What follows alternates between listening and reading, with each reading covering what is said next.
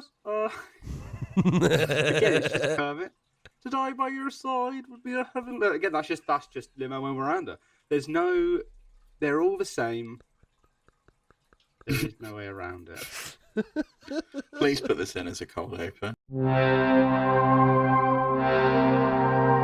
What's up, Internet? You're tuned in episode 105 of the Steam Deck Podcast, Split Screen Games' weekly gaming podcast, all about Valve's portable PC powerhouse, the Steam Deck. I'm your host, Pete and Bessie, joined today by my very good friends and co-hosts, Mr. Stephen Radford. Hello, hello. And Mr. Max Wright. Ahoy, ahoy. All steam ahead. Full steam ahead. Yeah. Full team ahead. Oh my God, yes! We're all back. Here. Look at that. Yeah, it's been a minute. Cheers to that, boys. Yeah, cheers. It has been the American minute, which is much longer than a British minute, let me tell you. Is that a fact?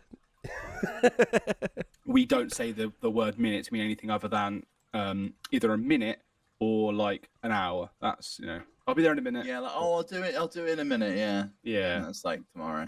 Yeah, we don't use minute to mean like, it's been a while, Ah, okay. I'm with you now. Like, Yeah, if it's like, yeah. It's been a minute since we've seen Yeah, one yeah, another. don't use Gotcha. that. Don't use that. Gotcha. Yeah, okay. You knew it, though. I know. Oh, yeah, of course I know it. Yeah. Okay. A All hot right. minute. It's been a hot minute. All right. Well, it's been a hot minute since we've all been together, and it's very nice to have the three of us reunited here. And, yes, we also have a bit of a follow-up story, I guess, from last week, right? With everything going on that we were talking about with the kind of rumors about there being potentially a Steam Deck 2 powered by ARM, or, Valve starting to experiment with ARM architecture. And, this week, that is very clearly full steam ahead. Yeah, definitely. So if you missed last week's show, there was a leak from SteamDB where we saw some references to ARM64 in a Valve test app. This week, we've got a little bit more confirmation as to their experimentations with ARM.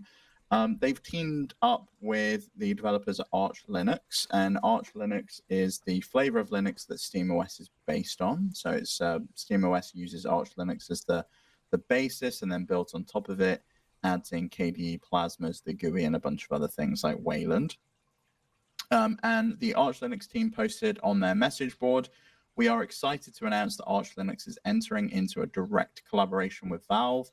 Valve is generously providing backing for two critical projects that will have huge impact on our distribution, a build service infrastructure and a secure signing enclave. By supporting work on a freelance basis for these topics, Valve enables us to work on them without being limited solely by free time of our volunteers. This collaboration will speed up the progress that would otherwise take much longer for us to achieve and will ultimately unblock us from finally pursuing some of our planned endeavors. We are incredibly grateful to Valve for making this possible and for their explicit commitment to help and support Arch Linux." So it seems like they've done a similar deal like they did with the KDE team when they worked with them on Plasma and to enable the kind of multi-environment, the desktop mode and the gaming mode. And we had a little bit more context on that. One of the Arch Linux developers, Antes, went onto a podcast and then followed up on a Reddit post just explaining what some of that statement meant. And they said basically the way packages are currently built still requires a few manual interventions from package maintainers, for example, triggering the build itself and signing the built packages afterwards. As of now, supporting multiple architectures would mean multiplying those manual steps by the number of supported or targeted architectures. With the current number of packages compared with the current number of volunteers, maintaining them, Arch is not able to handle the extra amount of effort that would imply. In other words, these projects are prerequisites to start working on multiple architecture support in a clean and sane way, which is an end goal shared by both Arch and Valve.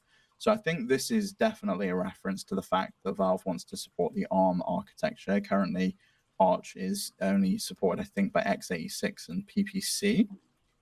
So this would definitely help them achieve that goal. I think it was interesting that the Arch Linux team has directly called out the fact that this is an end goal shared by Valve as well. I mean, God, I've missed having you around to explain stuff, Steve. I really miss you just saying all the words that in a way that makes sense to me. That's what we do here. That's what Steve does here, and then you and I Steve, react. Yeah, we facilitate that. Yeah, I do think it's very interesting how matter of fact that statement is, right? And it does speak to I think the theory that you were positing last week, Steve, right? That it's like this is, I think clearly beyond experimentation, right? This is beyond like an innate curiosity. There's clearly investment on their end here to be able to have ARM support. So whether that's because they plan on having native hardware that supports it, or just because they want to be able to tap into new markets like Apple computers. Steve, I think last week's show we were definitely of the theory that maybe this is just to bring Steam the app to multiple platforms, like bring games support back to the Mac now that they're on ARM. That's what the Proton stuff would have done. It's an additional kind of compatibility layer. Bringing that over to ARM means those games are now compatible on ARM chips. This runs deeper. This is on the operating system level. So it really feels like the goal here is to bring SteamOS in its entirety to ARM-based platforms. And whether that's a Steam Deck 2 that's running on ARM, whether it's a whole new device that Valve is working on that they want to run SteamOS on, or do we think this is potentially running up to the main launch for SteamOS? And rather than just supporting x86 platforms, they want to be able to say, well, you can install this thing on anything. If you've got a little Android handheld, you want to run it on there, you can do that. If you've got, an x86 machine, you can run it on that too. But it gives people options.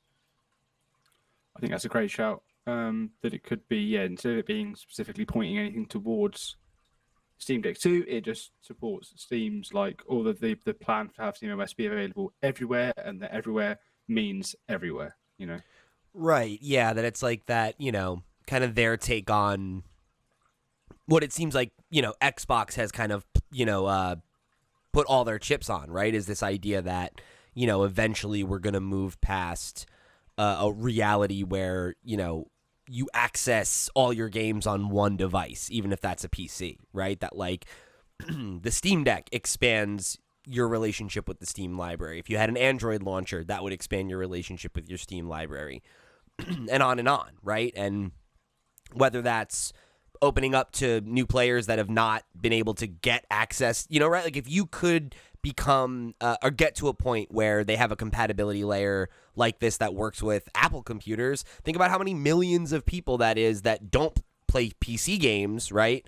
But that might, right? And might be interested in picking up, even if it's casually, right? Even if it's a few, million people that just want to pick up a copy of, I don't know, Stardew Valley or some puzzle game or just something to noodle away with on their computer between college classes or on their lunch break at work or whatever, right? It's like that's a lot of money on the table, and I think the more that you can make Steam a de facto option, that's why Steve and I have talked so much about the idea of some kind of set top.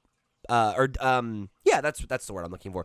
Set top box console that goes underneath your TV. Yeah, which would essentially just be a really tiny, small footprint computer, right? But you do that launches in big picture mode, and then Steam can own the living room too, right? And I think that more that your Steam library is the biggest, I think, incentive of PC gaming. Right, is how good a marketplace Steam is, how much your library is able to stay with you and grow with you, and that if you enjoyed a game 10 years ago, you still have it, right? And now even with family sharing and all this stuff, it's the value of it only increases the more devices you can get it on, right? Because there are people that are never going to want to sit at a desk and use a mouse and keyboard, but that doesn't mean that they don't want to buy Steam games. Right? Everybody would love to get games at a cheaper rate earlier. And if they can, again, the way that the Steam Deck evangelized PC gaming in places like Japan, or for people that like to play handheld gaming, right? I think we had, a whole episode about, we had a few episodes where console gamers have either been on the show or visited or, written in or whatever and been is the Steam Deck for me? And the answer has invariably been yes. Everyone I know that fits that profile that's tried it has pretty much gotten into it, with rare Yeah, exception. yeah. Max, what do you think Hello. about all of this? Putting into context last week's stuff, because obviously you weren't here for that, with the fact that they've now ported Proton to ARM, at least seemingly that's the case, there's been no official statement. And now the fact that they are looking to port SteamOS to ARM. Do you think this is like a Steam Deck 2, or do you think it's something broader than that? Like, where do you see this going? I think if ARM is the general direction that newer devices are going, I think you said that the Switch 2 is supposedly on ARM, and if that's what sort of Android phones or what phones run on, and especially like mobile devices, if they are all on ARM, and if that's where things are going, I think we spoke before when you were sort of educating me before, and it was the conversation was that the only reason that x86 still exists is because Intel sort of have been working on it for years, and that's just how things have always been. So there's no need to change them necessarily. And So AMD is also built off of that same architecture. Yeah. So if that's like the way that PCs have always worked, and that's the way they work that way, and Valve is interested in bucking that trend, as long as all the things work, I can see that being successful. Whether that directly points towards that's what they're doing, I don't know. But if that's the way the future's going, if there is no better way to future proof yourself than by doing something, even if it's not in your direct plans. You can work on it now and have it in the back end, saves you doing the work later. And like you say, it means you can put it to other things. I was going to ask you, Steve, does this, in theory, if Proton's been ported to ARM and Android runs on ARM, could Proton run on Android? And Yes, therefore, it could you could, have yeah. a Steam library, your Steam library of games that instead of having to wait for mobile versions, they just work? Yeah, that Okay, is that's theoretically possible. And we spoke a little bit about this on last week's show, Oh, where there are a Turn load of my these, arse like, here on a- there are these a load of Android-based handhelds that basically are designed so you can emulate games on them, and they have the controls built in. But if you could get the Steam store on there, you could maybe run some of the lesser powerful games because they're running on smaller chipsets. Yeah. And one I've of seen the some of these consoles are also working sort of implementing Bazzite, right? Or is that the word, implementing? They're sort of like working with getting Bazzite running on these devices, Yeah, so that you do have that essentially already going, right? I mean, we've seen how that's worked with, like you said earlier about the set-top box. You've seen how that's gone. As today, EmuDeck announced that they're cancelling and refunding the Indiegogo campaign for their EmuDeck machines, or EmuDeck. What were they called? EmuDeck, was that EmuDeck machines? yeah, I'm shocked. We weren't that hot on it, were we? And I think no one else has been. Apparently, they've got something else in the works, but it just goes to show that people want these things in a handheld form factor, or in a form factor that fits under the TV and then doesn't also cost £600. I kind of think they want something. They want something that can run PC games, but they don't want the hassle of running a PC. And Yes. SteamOS provides that for them. And I don't think the layperson wants to go, oh, is this running on an AMD chip or Intel, or is this the ARM-based processor? They just want to be able to potentially download SteamOS and go, right, click install, and it does it for you, and you don't have to think about it. And I think that's really where we kind of need to get to. Do you think either of you, because you both have gaming PCs, I know you use them for other things, but do you think you would build a gaming PC that ran on SteamOS? I think the big thing for me there is always, what are the limitations of that OS, right? Like, for me personally, as somebody that like does use my computer for video editing and photo editing and like music composition and things like that, like my hesitation to use a SteamOS or Linux in general, right, is that like there are a lot of programs that I depend on as a Windows user that are not available on Linux, right? But if they can create some kind of like native layer of compatibility the same way they have with Proton, where it's like, well, you don't need to make a Linux version of like Adobe or something like that, right? Like, it just works because that's how the architecture has been worked out, then yeah, absolutely. I have no attachment to Windows as an operating system, aside from the fact that like I understand how it works, but Linux is based on Windows, it runs like Windows, in its vanilla, or a lot of my experience with it. Right when The GUI does, yeah, it very much looks like Yeah, Windows, it's with very the much the same. dark bar at the bottom and stuff. Yeah. But whenever I've tried to do other things, sometimes I'm installing like a different version of Linux, and I have to suddenly start typing in sudo and like only using a console. That's when Do I'm a bit either of like, you know what sudo means?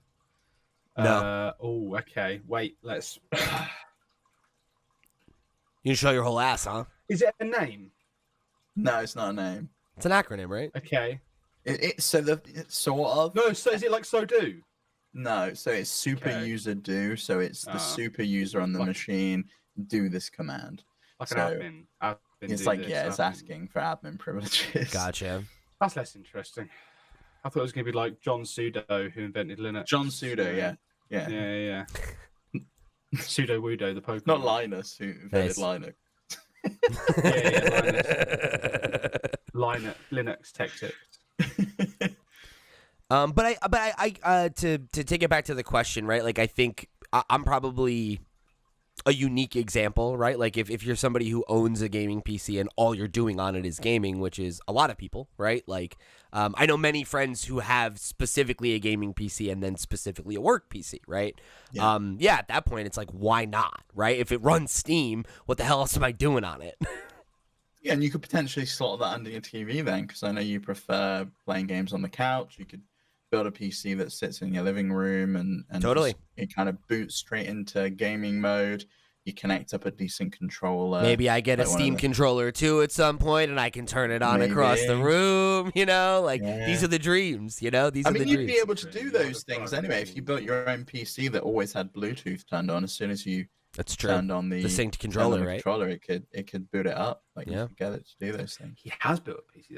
That's his magic. It right has. there. It just won't turn on at the moment. Won't just turn doesn't- on. just Yeah, doesn't it's really work. fun. It doesn't work. It's really It doesn't good. do the one thing it's designed to do.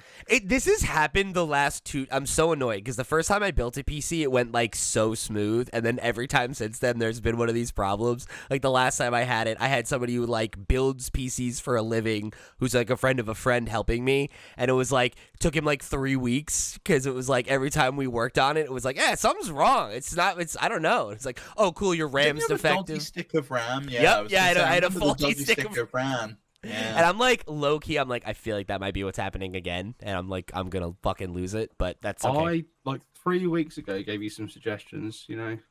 Yeah, you're right. I'm sorry. what, I've been Max? I've Get been on the sitting on my plane. hands. It's not like I just moved. And what are you doing, Max? Get on a plane, go over to Philadelphia. over and help here. the man out. Yeah, I'll buy you a I would like cheesesteak. to. Is that it? I I mean, come all that way and I get one cheesesteak. no, I'll get you one a day. How's that sound? Where's Not the even a best single offer cheesesteak to place, stay. then? Not an offer to stay. Oh yeah, you can stay with me. Yeah, of course. I got a guest room. Yeah, of course I can now. Yeah. You have to course sleep you with the can now. cats because they're staying in there at the moment. Oh, I'm allergic. All right. Well, you got a problem there. We do have a problem. You have to We'll get start some with all lodging. over again. I can't subsidize what was lodgings, the- but I can increase your cheesesteak budget to 2 a day. All right. Okay. Now I'm talking. All What was right, the all question right, again, good. Steve, just so I can Would you remember build what a I'm trying to say? PC with SteamOS, Max? Only if it was like an emulation sort of style machine. So Only if you'd I was only do it doing... for emulation. You wouldn't I use it think to just play so. main games. No, I think the thing with the Steam Deck is the only reason I go through or jump through all of the hoops that are required of me to do certain things or to get games working in Linux or to have to do certain things is because of the handheld element of it. The bonus there is that I get to do that and use SteamOS in sort of more of a handheld form factor. Whereas if I'm sat down at a PC using a mouse and keyboard, I'd be in the gaming mode anyway, which emulates Windows anyway. So I'm not sure. Now, I'm sure people can correct me, here, but I don't know what the benefit then would be to me to not just use Windows if I'm Not already paying a using something that's license. designed to. That is a good point. That you don't have to pay for the license. I've just never. Max has never played anyway. He gets I have sort of like a never-ending. I've got a license, like I have one. I've done it now. So like I don't know, like I've something I've already done. If that makes sense to you. But I wouldn't need Privilege, I see. to- He's like, well, it's it's not a privilege, financial yeah, I concern guess for me, so. so I don't know why I would. Well, yeah, 'cause I already have one. I already have one. what are the benefits would there be to me? Because like I said, the only reason I do it is because I have these games in handheld and I can take these games in my preferred way, and that is the portability and the versatility of the Steam Deck. I prefer more over Steam. Yeah. I mean, you do on Windows. Obviously, you get around the BattleEye cheat problem that we spoke about a couple of weeks ago. The fact that now GTA 5 Online is not even playable. You could play something like Destiny, so it does open up more options there. Fortnite, for example. But I mean, I do remember when which game was it? Elden Ring, I think it was, and that game ran better via Proton than it did on Windows natively because there was a bug in the code. Sorry? Did you say Elden Ring? Elden Ring at launch ran better through Proton than it did natively on Windows. I guess the other benefit is that like Linux is like, or I guess SteamOS I should say, is like theoretically leaner. You know, because it's like it would be, yeah, and like because it's a gaming-centric thing, there's no background processes. The games might run a little bit better that way, but you do have a lot more hoops to jump through. You're right. Sure. As soon as you venture outside of Steam, as I'm sure anyone with a Steam Deck can attest to, it becomes a bit more of a chore. Yeah, but I guess that's the thought here, right? Is that like them investing in a development team being able to solve, like they literally said in their statement, right? Like this will enable us to solve problems that we've been wanting to solve for years, right? And it's like, who's to say that some of those kind of like common issues that we associate with Linux would be a problem on SteamOS? Well, because they did do a follow-up with gaming on Linux, because some of the questions were asked as to like, well, because the first statement was a bit vague, right, before we got the statement that was posted to Reddit, and the Valve collaborator Campbell Jones specifically mentioned to Gaming on Linux that it will not benefit Proton or the anti-cheat situation in any way, and it's completely unrelated, and that this stuff is related to getting SteamOS and potentially other Arch Linux packages running on other architectures. Presumably that means ARM. They've not explicitly said that, but I can't think what other architectures they'd want to support. It doesn't do a lot for me, other than that. And now I'm someone who, if you ask me, should you go for an ROG Ally or a Steam Deck, I would say the Steam Deck 100% of the time, purely because it runs SteamOS. We had a comment about that, didn't we, Pete? Yeah, so we got a comment from Nova Fiddler 1712 over on YouTube who said, "Who wants a Steam powered by ARM when games are made for 86 or x86 or x86 64? Why do they need to reinvent the wheel? Are they going to use some stupid..." I'm going to editorialize a little bit here. Are they going to use some stupid emulator just for the sake of being different? Yeah, I'm sticking with my Asus Ally X. Thanks. Yeah, this comment irked me a little bit because there's no emulator used. I think there's a common misconception that Proton is an emulator. It's not. It's a compatibility layer. It looks at the code and says, okay, this piece of code is related to audio. Running on Linux, this is what's going to handle the audio. So it's natively running the software. It's just running it through a compatibility layer. It's based on Wine, and Wine originally even meant Wine is not an emulator. It is a compatibility layer. Really? It's not something. It's not something like, say, Dolphin, that is pretending to be a GameCube. I'm sorry, that's screwing me up because there must be a word for that, right? Because it's an acronym, but the first letter of it is the name of the song. Yeah, that's really weird. Yeah. PHP is the same. PHP stands for PHP, Hypertext Preprocessor. That's really fucking me up. I'm sorry. I don't mean to derail. What was the first example there? Sorry, it's Wine. Wine itself is it's an acronym, but the first letter in the acronym is Wine, which is like that's. Sorry. That's kaleidoscoping. That's like you could go forever. That's recurring. Yeah. It's like, you know how like in science fiction, you can like break a robot by like creating a logical paradox. That's this for like English majors and writing majors, and I'm just like, that's. It's honestly one of my favorite jokes on Google. Is if you search for recursion, it says, "Did you mean recursion?" and you can just keep clicking it, and it takes you around. That's really funny. That's good. That's good. Okay, I'm sorry. Go ahead. I'm sorry. I really didn't mean to derail us on that, but that was scratching my brain a little bit. I don't understand. I didn't really understand the link between having an Asus ROG Ally versus a Steam running on ARM. Like the conversations didn't really link. I think someone just wanted to tell us that they were having a good time with their ROG Ally, and that's great. I think I would probably consider an ROG Ally if I could run SteamOS on it, but there's still no SteamOS installer. Hopefully that comes at some point. Yeah, I'll stick with my Steam Deck. Thanks. I'm just kidding. Thanks for writing in. Please keep writing in. Yeah, it's all good fun, right? Of course, everything we do is in good fun. Everything.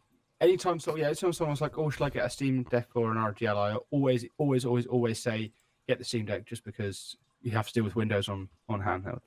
But that's only because it's not good. There's no way of interacting with it properly. Yeah, because it's not really a thing, right? Like there isn't really a handheld Windows. It's like you're using Windows on a form factor that it's not really native to, and like that's what's great about SteamOS, right? Like the native, like the way it launches out of the box feels like you're using a console, and when you need to use the PC part of it, you can, right? But Windows isn't quite there yet, and like we talked about that, coding jam like a year ago or whatever, where it's like seemingly something they're working on, but it's just not, it's not materialized yet. If it is in the works, I wouldn't be surprised if it eventually comes, but maybe especially if that Xbox handheld ends up being real. And if it's running on ARM, that'd be interesting. Right, exactly. And it's like we know that that's something that Xbox is considering is their next console running on ARM. So that could be, part of that equation, right? Is like, well, if we do that, that works for who knows? But it's very interesting. It's interesting to try and like break down what they're doing here, because I think like Nova's question of like who wants Steam powered by ARM, right? Where it's like, I mean, Apple users, they sure would. Yeah, like Android, right? Lots of other spots where if Steam could interact with those communities, like it would be a huge boon. I know who would want Steam running on ARM, and I can understand why they might be working on it. I know one. Max from England.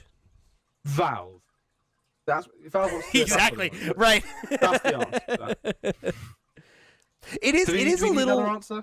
It is a little funny to me too to be like, who wants it when games are made for x86? It's like games are also made for ARM, like on the Nintendo Switch, which is probably and on your phone, like literally every game. How many mobile games, right? It's like crazy.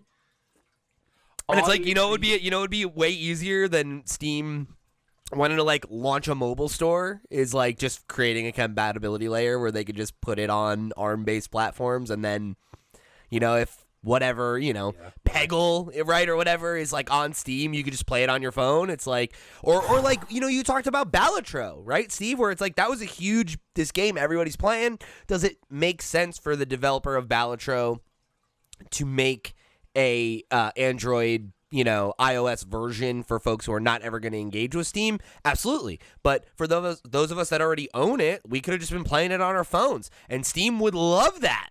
Right? Because then when it comes out, you don't go buy it somewhere else and spend time somewhere else. You stay on Steam, right? You stay in the Steam marketplace. And they give you more opportunities to sell to you.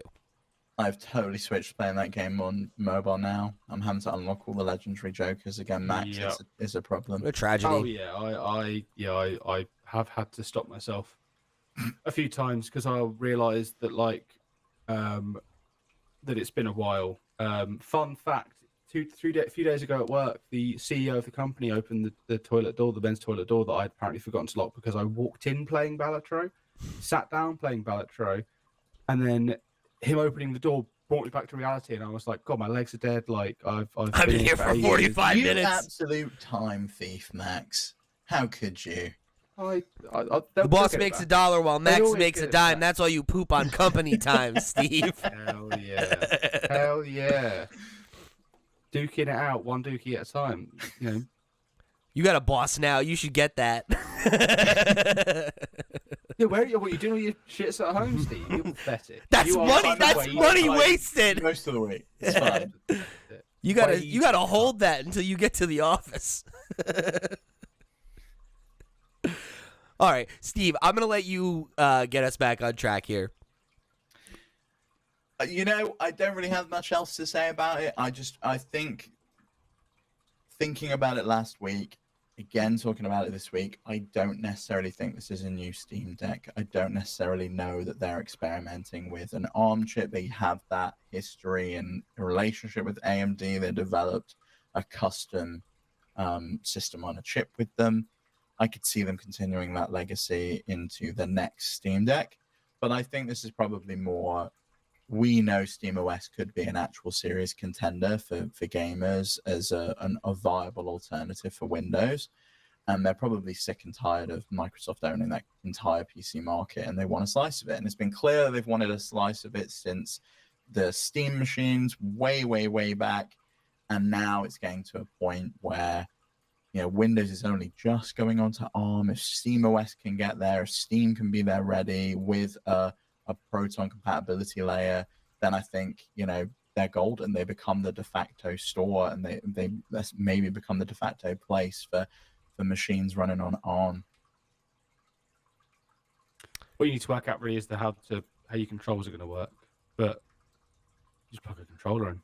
Yeah, you plug a controller in, or you install it on a device with a controller built in. Like something like a Retroid Pocket or whatever that's running on ARM. Yeah, I think you got to imagine that they want. You mentioned that last week, right? Like if you could get Steam running on all of these, this golden age that we always talk about of these Android emulators, right? And like being able to get Steam running on those would be huge, because I think probably a lot of popular indie games could run on those devices pretty easily. Yeah, even non-indie games, like I would imagine Prince of Persia that came out recently would have ran just fine. Sure. Smaller games, smaller titles like that would be absolutely fine on lower powered devices. Might not look as good as running on a Steam Deck or running on your high-end PC, but it's playable and it's an option. And with Cloud Sync, it means you can play it on your little handheld and then switch over to your Steam Deck or go play it on your PC, and it's all synced across the cloud and it works perfectly. Yeah, and we talked again about games like something that's like very like jump in, jump out, like something like Stardew Valley or whatever, right? Something that you can kind of chip away at, and yeah, like something like that would be right at home on a tiny little device like that. Yeah, 100%. So we're going to get some impressions from Max on a new game called Kill Knight that is taking up his time on Steam Deck this week. But before we do that, let me remind you that this episode of the Steam Deck podcast is brought to you by our Patreon producers for the month of October. They are, of course, Arnold J. Rimmer, Christopher Valens, Steve Stompy, Susan Likes Cats and Also Boobies, Ty the Dude, Voodoo Vic, and Wakahula. Thank you all so much for your support over on patreon.com/flipscreengames. You all the realest of the real, and we greatly appreciate your support of this and all of our sister shows. Remember, if you want to check out our sister shows, Nintendo Noise and the Flip Screen Games podcast, if you want to write in with your thoughts, if you want to keep the conversation rolling between episodes over on the Discord community, you can do all that and much more by heading over to flipscreen.games. That's our website where you'll find links to all that and much more. However you choose to get involved, thank you so much for tuning in. Max, tell us about Kill Knight. Absolutely. Kill Knight came out yesterday. It's a game that I've sort of like had in the back of my head for a while since it was first announced. Can't remember where it was first announced, but I've sort of been waiting and watching, and here it is. Picked it up yesterday, and I played a bit. It's kind of, for those who haven't seen it before, it's kind of like a cross between like an isometric top-down shooter with a lot of Doom Eternal sort of flung in there, which it's got Hades vibes as well. From it's from definitely. what I can tell. It's definitely like being.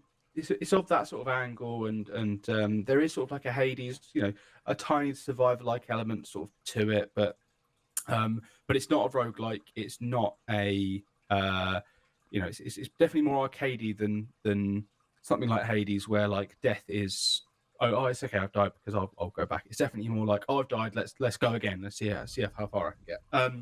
So the way you sort of play the game is you fight waves and waves of enemies on sort of like the floor of the level sort of changes throughout the level. Walls might appear, or the floor might drop out and leave holes, or like lasers might appear, or there might be columns in the way of what you're trying to do. And so over the course of like a level or a floor, you are killing as many enemies as you possibly can to survive to get to the end.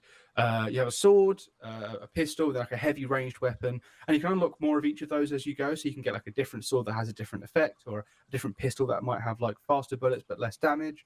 The first heavy weapon you start with is a shotgun, but now I've swapped to like a Gatling gun thing. There's also like armors and accessories and stuff that have different effects. So you can sort of like tailor your build to like how you like it. But you have to unlock these things by playing the game. So you can't just pick from the start. You have to sort of get the basics with the first stuff and then sort of unlock it from there. The reason I compare it to Doom Eternal more than anything else, first of all, the devs in the sort of like Steam page, the devs use the phrase push forward combat to describe the game, which I'm pretty sure is a phrase they specifically talk about when they were developing the newer Doom games. Was like, how do they get you to constantly be moving forward? How do they, in a first-person shooter, get the momentum they want from that? And there's a lot of that. But also, just like Doom Eternal specifically, you have to manage your resources as you play with like different attacks and abilities. So there's almost like a rock paper scissors thing in Doom Eternal, where it's like, I need armor, so I need to use my flamethrower. I need flamethrower ammo, so I need to use my chainsaw. I've got all of those wrong, but there is that element of like melee to get this, and then you're almost circling around of like doing each of these things to maintain you keep yourself at like tip-top condition so you can rip and tear until it is done. In this one, it's very similar. If you your heavy weapon requires ammo to use. If you run out of ammo, you need to use your melee attack, your sword, to collect more of that ammo. If you're running low on health, you need to do a special attack called a Wrath Burst to do an attack that makes enemies drop health pickups. To do that Wrath Burst, you need to build, you need to like press R1 to absorb these items, blood gems they're called, that enemies drop, and you absorb those in.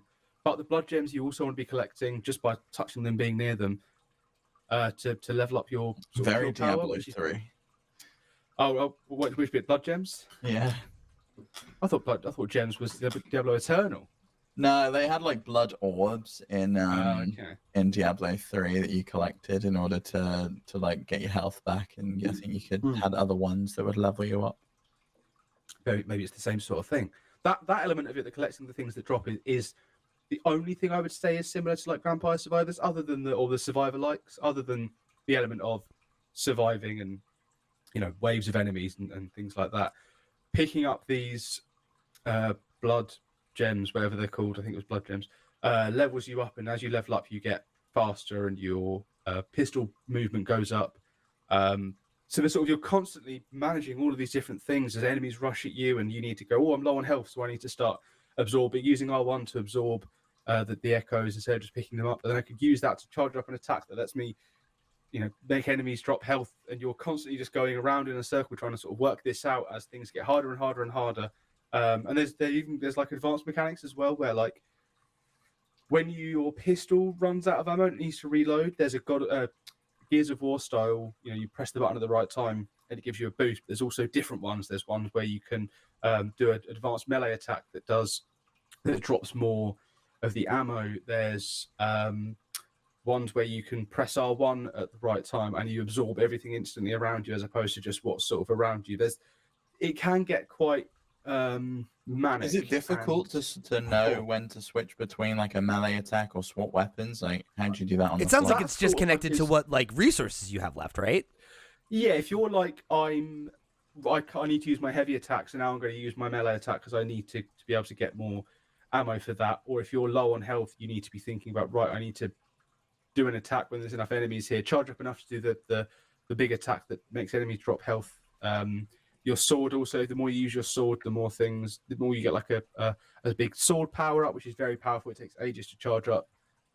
There's a lot to think about. And is that the same for all of them, or do you have like different builds? So like you might say, I want to play with a sword, I want to play with this weapon, I want to play with like. So far, the core seems to be that your pistol, which is unlimited, is your main attack, and then the sword is, there's enemies here, I'm going to quickly hit an enemy. The different weapons do seem to unlock different elements. So there's a new armor that I've got that when you dodge, it does damage. So you can dodge into enemies now to do damage as opposed to dodging through them. I love which that. is another level of being able to hit them. So you can be in a circle, just dodge. And there's also the way you unlock these different armors, weapons, or whatever, is there are challenges associated with each one. So right now, when I unlocked the the armor that damages, I need to kill 75 enemies with that in one level, before without dying, to then unlock the next one, and then that one will also have a challenge associated with it. So by equipping different things, you unlock, you get different challenges. So there's lots to it. There's that make you want to go back in, have another go, or you're like, oh, I got so close to doing that. I got so close to finishing that challenge. I'll go again. There was one where I had to kill. So there's also I'll just explain this so it makes sense to you. If you you need to sort of maintain a kill combo. So if you kill something and then you don't kill something for a couple of seconds, the combo resets. You need to be keep killing. That keeps it up, and then your multiplier goes up. And then there are challenges. Yes, yeah, and there are challenges that might say, "I'll get to 999 without without losing it," which I did. And there was one where it was get to 500 and then do like a counter. And yeah, well, casual, easy. It was easy, Pete. No, not gonna stress.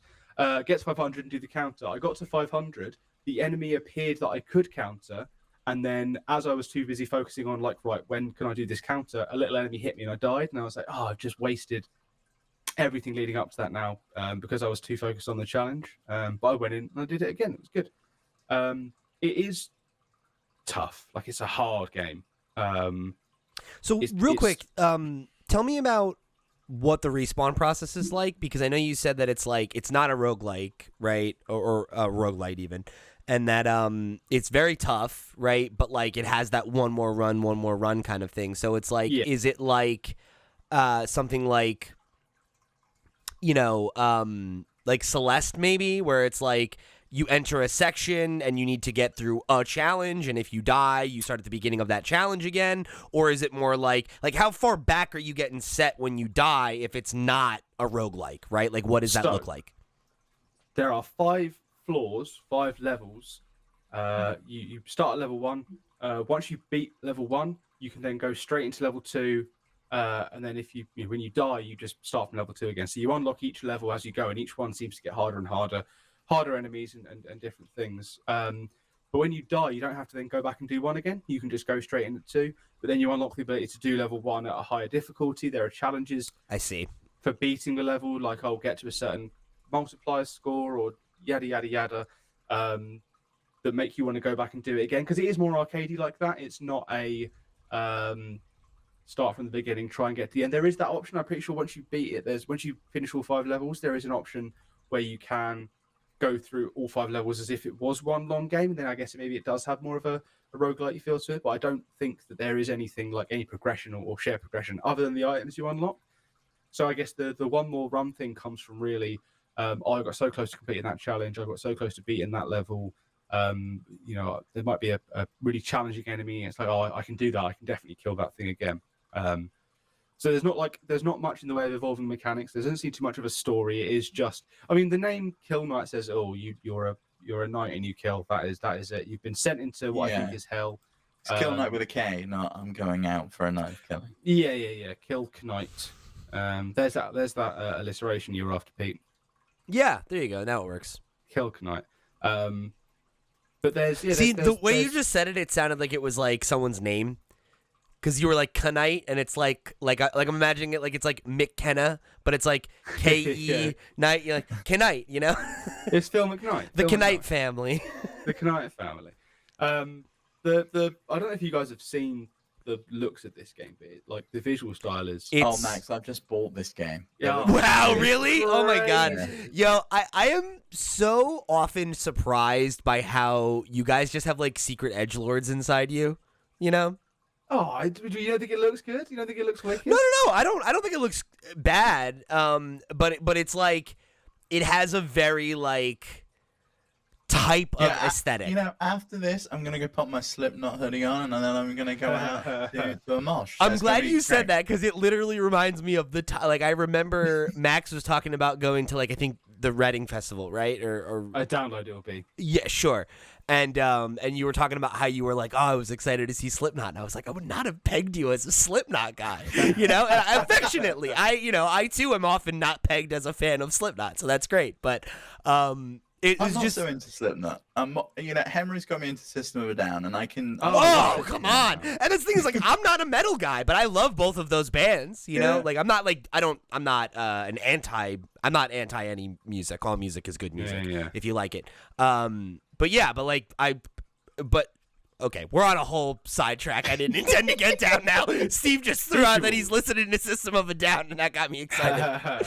The visuals. Let me just, Steve, tell me if you agree with this. Or you both seen this now, but Yeah. I've written this down as it's kind of retro and low poly, but also kind of incomprehensible. Also, kind of like if you broke a VHS tape or had like a VHS tape from the library that was, Oh, I that was love that. damaged. Yeah. Or you've just watched it so many times, like my copy of The Mask when I was. Yeah, where It's just like battered degraded, and- you know? Yeah. All the colors aren't quite right. That's sort of what I'm looking at. Like the effects of it are really glitchy, but like in a way that it's cursed. I think it looks incredible. That was the first thing that drew me into this was the look, because it does have that PS1 style Yeah. element to it. But It's also weird with- though, because it's that style, but in like an isometric way that was not super common. Like that type of, you know what I mean? Like that graphical. That's because they wanted to move away from it. It was like, oh, that's so 16-bit, like isometric Yeah, style. We well, want to and- move to 32. And I feel like even Well, they there's. dropped side scrollers. Yeah, that's true too. But I feel like isometric games were always more like, not that they didn't exist on console, right? Because famously, like something like the old Zelda games are like isometric. But like when I think of Pokemon, I think of isometric as in 3D as being a more PC gaming thing.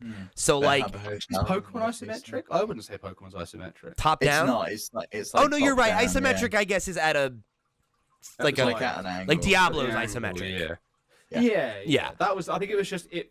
I think isometric was like, oh, it's a grid-based game, but because it's turned on its side, it feels like it's not a grid-based thing. Like the old Fallout games, I guess, where like, oh, this feels like it's not just a 2D game because it's been rotated slightly, therefore it's 3D. Right. And like it is, right? Because it's like there are cases in some of those games where, like the models are 3D and everything. It literally is a 3D game. It's just your perspective of it's different. But I guess my point there is that like it does feel like reminiscent visually of like a PlayStation 1 Dreamcast, like, kind of, that late 90s or mid to late 90s, early aughts like style to it, but And it's got that in a almost style of game that I feel like you don't always see that graphical style in. So it has a very unique identity. Yeah.